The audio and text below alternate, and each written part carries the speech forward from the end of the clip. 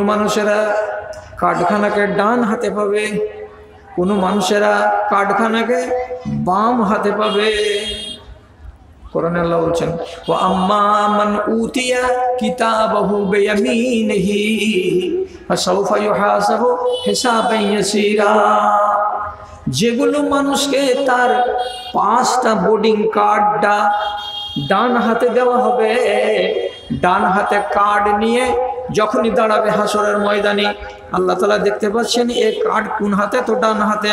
আল্লাহ দেখেই চিনে নেবেন, বুঝে নেবেন, জেনে নেবেন, ওর হিসাবটা সহজ হয়ে যাবে, মানে কোনো জিজ্ঞাসাবাদ লম্বা হবে না। যাও।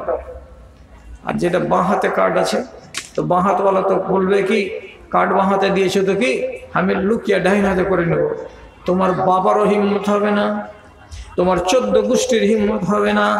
এই বাম হাতের কাঠখানাকে ডান হাতে করে দাও, ডান হাতের কাঠখানাকে বাম হাতে করে দাও, এটা করার তোমার কোনো ক্ষমতা রবে না।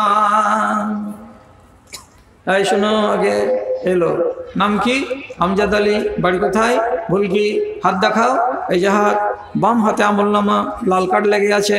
আল্লাহ তাআলা বুঝতে পারছেন যে এটা হলো লম্পট শয়তান, অতএব আর হিসাব শুরু হয়ে যাবে।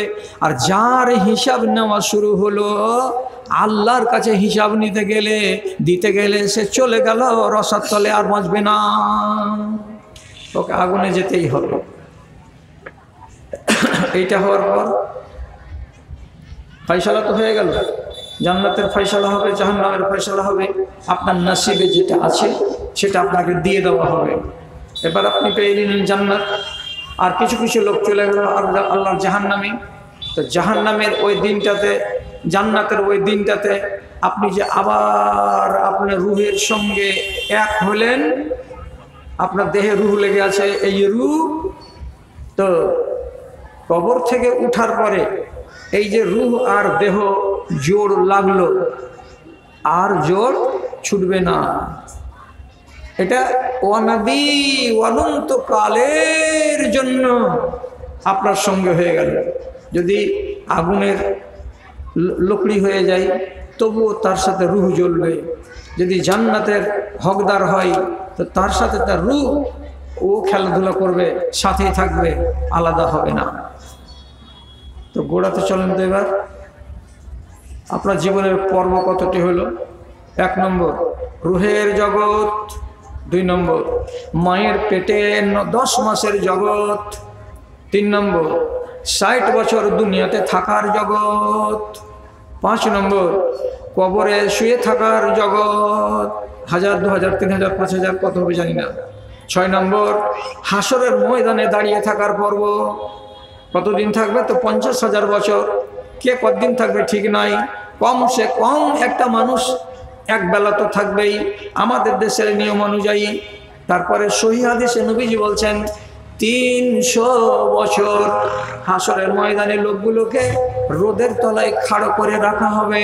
ফালায়াতি মিনাস সামাই আইয়ানাবা, আসমান থেকে কোনো খবর আসবে না, কখন বিচার শুরু হবে কেউ বলতে পারবে না। আপনিও দাঁড়িয়ে থাকবেন মজবুর হয়ে, আমিও দাঁড়িয়ে থাকবো মজবুর হয়ে। আমাদের পাগুলো হাসরের ময়দানে যেমন পিলারকে ঢালাই করে দিতে গেলে ছাদের সঙ্গে লেগে শক্ত হয়ে যায়, ওই রকম আমার পাগুলোকে, আপনার পাগুলোকে হাসরের ময়দানে ঢালাই করে দেওয়া হবে মাটির সঙ্গে। আপনি হিলতে পারবেন না, নড়তে পারবেন না। 300 বছর আসমান থেকে খবর আসবে না, তাকাবেন এমনি করে। কবে হিসাব শুরু হবে আল্লাহ,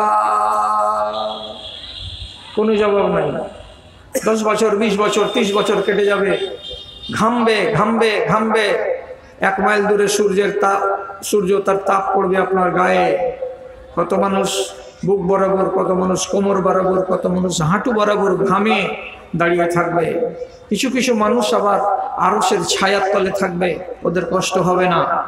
এখানে দাঁড়িয়ে আছেন, তাকাইছেন হিসাবের জন্য, 300 বছর কোনো জবাব সওয়াল হলো না। তারপরে কি হবে? সেই দিন যেদিন হিসাব শুরু হবে, তখন আল্লাহ তাআলা আসমান থেকে ফেরেশতাদেরকে সাথে করে আসবেন কোথায়? হাসরের ময়দানে।